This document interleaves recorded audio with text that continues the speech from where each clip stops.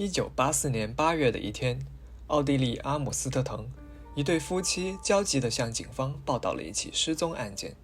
失踪人正是2人的小女儿，年仅18岁的伊丽莎白。警方上门调查，却表现得并不意外。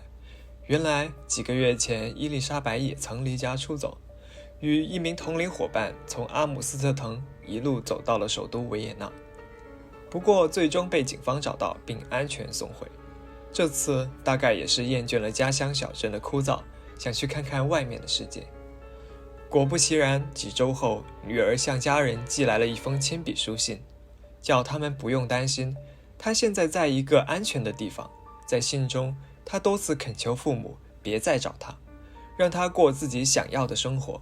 母亲罗斯玛丽读完立刻泣不成声，父亲约瑟夫却坚称，女儿并非简单的离家出走，而是已经加入了邪教，被迷惑了心智。然而24年后，一个孩子的意外现身，却从此揭开了一场惊天丑闻。欢迎来到禁忌所，本期将为您讲述地下室里的上帝。2008年4月19日，奥地利一家医院突然接到急诊，一名19岁少女被73岁的祖父送往医院。老人告诉医生，这是他的外孙女克斯汀。此时女孩已经完全丧失了意识，肾脏和肺部也出现了严重问题，刚到医院就被推进了重症监护室。与此同时，克斯汀还表现出了一些医生无法辨识的症状，被怀疑患有某种罕见的基因病。于是医院尝试在医疗系统中调出他的档案，以便对症下药。然而在查找资料的过程中，医生们惊讶地发现，整个深根区内竟然都没有这个病人的就诊记录。他没有社保号，没有出生证明，也没有病历档案。换言之，在所有官方系统中都查无此人。此时祖父才无奈地告知医生，他的母亲正是24年前失踪的伊丽莎白，而病重的孙女就被他遗弃在自家的门口。克斯汀病情非常严重，且明显营养不良，医生需要伊丽莎白亲自过来告知病史。当地警方得知后，在电视上发出通告，呼吁伊丽莎白回家。1周后的4月26日，失踪了24年的伊丽莎白竟然真的奇迹般地出现在了医院里。24年后重新露面的伊丽莎白震惊了所有人。已经42岁的她，脸庞不仅不再有少女的光泽，甚至比同龄人还要老上20岁。她的皮肤苍白到几乎透明，双眼中充满了恐惧。警方怀疑克斯汀遭受过虐待，便将伊丽莎白带回了警署问讯。在沉默了将近5个小时之后，伊丽莎白终于开口，却说出了足以轰动全球的恐怖故事。24年来，她从未加入什么邪教，甚至没有离开家园，而是被自己的亲生父亲约瑟夫·弗莱茨勒囚困在了家中的地下室里，被强奸了3000多次，甚至为他生下了7个小孩。时间回到那个噩梦般的1984年8月28日，在母亲罗斯玛丽外出期间，父女俩因为一点琐事发生了争执。随后约瑟夫假装和好，找了个借口将女儿骗到了地下室，并将她迷晕。伊丽莎白醒来之后，惊恐地发现自己被铐在了一个极度昏暗的房间里。过了一段时间，房间里的灯亮了，伊丽莎白看见父亲走了进来，然而他却不是来将自己放出去的。他在这个房间里粗暴地强奸了自己的女儿，结束后他关灯离开了。事实上，这早已不是约瑟夫第一次侵犯伊丽莎白。早在伊丽莎白11岁时，他便将魔爪伸向了她。也正因如此，伊丽莎白才表现得如此的反叛，甚至尝试离家出走。针对伊丽莎白的叛逆行为，约瑟夫甚至编造出了一系列卑劣的谎言，声称他在外面交了不好的朋友，已经被带坏了。但伊丽莎白怎么也没想到，父亲有一天会将她送进这个真实的人间地狱里。几乎每天晚上，约瑟夫都会来到这个闭塞的房间，以残暴变态的方式强奸虐待自己的女儿。根据伊丽莎白日后的证词，这样的行为重复了至少3000次。强暴和囚禁使约瑟夫支配女儿的方式。在伊丽莎白关进地牢之后，他感到自己终于控制住了女儿，并隔绝了所有人对他的影响。约瑟夫从这种绝对的控制之中获得了空前的快感。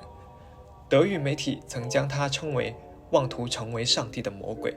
约瑟夫在很小的时候就对支配感上瘾，在日后的调查中，他甚至大言不惭地对法医说道：“我天生就要成为强奸犯。”约瑟夫称，在他还是小男孩的时候，就曾幻想过强奸自己霸道而强势的母亲，但我足够强大，压制住了我的渴望。在和妻子罗斯玛丽结婚后，约瑟夫想要强奸的欲望并没有消退。1967年，32岁的约瑟夫强奸了一名24岁的女性，被判处了18个月的有期徒刑。他在服刑1年后获得了假释，并回到妻子身边。妻子选择原谅了他，并对外谎称他只是外出务工了。15年后，这一犯罪记录被官方删除。1977年，也就是强奸案发生的10年后，约瑟夫将魔爪伸向了自己11岁大的女儿伊丽莎白。他耗费10年，精心打造这座地下监狱，用来控制即将脱缰的女儿。囚禁女儿伊丽莎白后，约瑟夫过上了双面人生。他的世界从此分成了地上和地下。地上，他还是那个邻里间和蔼可亲的老爷爷；地下，他则是一个奴隶主，狂暴地肆意虐待、控制着自己的奴隶。约瑟夫不允许家里的任何人接近地下室，恐吓他们，一旦接近这里，便会遭到电击。与此同时，他通过种种方式不断加强自己对伊丽莎白的控制，其中最直接、最极端的方式就是不停地和她生孩子。约瑟夫认为，他和伊丽莎白的孩子越多，他的奴隶就越多，同时伊丽莎白也越离不开他。就算有一天他要放他和他的孩子走，又会有谁要这么一个带着一群孩子的女人呢？1988年左右，22岁的伊丽莎白第一次怀孕，约瑟夫不愿意冒险带她去医院，就逼着伊丽莎白自己在地下室中完成生产。他丢给伊丽莎白一本生育指南、一条毛巾、一把剪刀和一些简单的常用药，但拒绝亲自为伊丽莎白接生。坚强的伊丽莎白在极端简陋的环境里生下了自己的第一个孩子，克斯汀。日后，正是这个女孩的经历在无意中拯救了她的母亲和弟弟妹妹。在这之后的10几年里，伊丽莎白又以这样的方式陆续生下了6个孩子。在这7个孩子中，排行第5的米歇尔一出生便患有严重的呼吸缺陷，危在旦夕。可是无论伊丽莎白如何哀求，约瑟夫都不愿冒险把孩子带去医院治疗。他让伊丽莎白既来之则安之，还在地下室里为米歇尔和他的双胞胎兄弟亚历山大举行了洗礼。对他来说，地下室是他创造的一个世界，他只是作为创世神在修复其中出错的地方而已。夭折的米歇尔并非地下室里出现的唯一故障。此前，随着出生的孩子越来越多，约瑟夫意识到地下室的生存空间即将被耗尽。当伊丽莎白生下第3个孩子丽莎后，约瑟夫决定将部分孩子带到地上的世界生活，以减轻地下世界的负担。约瑟夫挑选孩子的标准十分简单：吵闹的上去，安静的留下。就这样，爱哭闹的丽莎在9个月大的时候被他抱走，并放在了家门口。襁褓里还放着一张约瑟夫逼迫伊丽莎白写下的字条。字条上说自己无力照顾这个孩子，希望父母能够代为养育，但请不要寻找他的踪迹。约瑟夫随后故技重施，又将另外2个孩子带到了地上生活，一共有3个孩子被他带到了地上的世界，他们是丽莎、莫妮卡和亚历山大。约瑟夫每次选择在孩子几个月大的时候将其抱走，因为这个时候的孩子可以不再需要母乳的喂养，还不记事，无法说话，不会透露地下室的任何情况。同时，他会逼迫伊丽莎白写下相应的字条，或谎称他来过电话，把孩子委托给父母。由于最小的孩子菲利克斯比较乖巧，约瑟夫就把他和姐姐克斯汀、哥哥史蒂芬一起留在了地下室。尽管身处地狱之中，伊丽莎白仍然坚持给孩子们上课，教他们读写。他还利用约瑟夫放在地下室里的电视机，通过电视节目给孩子们讲授外界的知识。与此同时，约瑟夫小心翼翼地维持着两个世界的平衡。他严格地区分这两个世界。约瑟夫曾坦言，一旦关上地下室的门，他就会暂时忘记那个世界，不然我怎么能够在上面开心地烤肉呢？他甚至放弃了电机工程师的工作，转而成为了地产商人。这样一来，他的时间更加自由，频繁外出也有了理由。约瑟夫很注意保持上下两个世界的联系，比如他会将地上孩子的日常拍成照片，展示给地下的孩子们看。他也会带一些地上的东西给地下的孩子们，比如他曾把一盆雪带到了地下室，让孩子们了解什么是雪。在约瑟夫精心的维护下，地上地下的平衡从没有出过错。不过，这种看似风平浪静的局面终于在2008年告终。这一年，和伊丽莎白一起生活在地下室的大女儿克斯汀开始出现精确抽搐的症状，并且越来越频繁。伊丽莎白哀求父亲带着19岁的克斯汀去看医生，但约瑟夫一直举棋不定。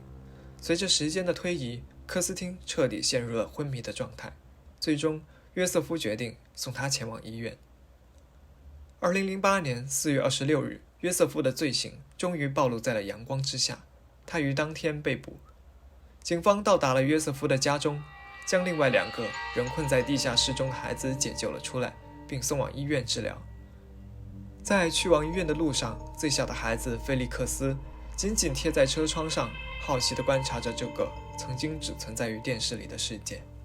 2009年3月，在案发近1年后，本案的审理在地方法院开庭。开庭前，约瑟夫接受了精神鉴定。法医在鉴定后认为，约瑟夫头脑聪明，思路清晰，十分清楚自己的行为在客观上是错误的，因此具备完全的刑事责任能力。法医同时认为，约瑟夫因为童年时候遭到了母亲的虐待，产生了巨大的控制欲，在他众多的孩子中挑选伊丽莎白作为犯罪对象，可能也是因为这个女儿比较的强势和固执，而制服叛逆的伊丽莎白会给约瑟夫带来巨大的快感和成就感。开庭第一天，约瑟夫显得无动于衷，辩称自己只是想要保护女儿不被坏人伤害，并且否认了检方提出的众多指控。不过，局面很快发生了改变。第2个审判日，法庭播放了伊丽莎白的证词。在看完了这段长达11个小时的视频之后，约瑟夫终于低下了高昂的头颅，承认自己犯下的所有罪行。最终，合议庭成员一致认定，以不作为谋杀罪、强奸罪、监禁罪以及乱伦罪，判处约瑟夫终身监禁。然而讽刺的是，在奥地利人道主义的监狱里，约瑟夫拥有一间布满阳光的12平米宽敞房间，那里拥有独立卫浴、电视机、电脑，他可以尽情地读书、看报、听音乐，安享晚年。而那些在幽暗地下室里爬出来的孩子们，却需要用一生的时间去治愈自己悲惨的童年。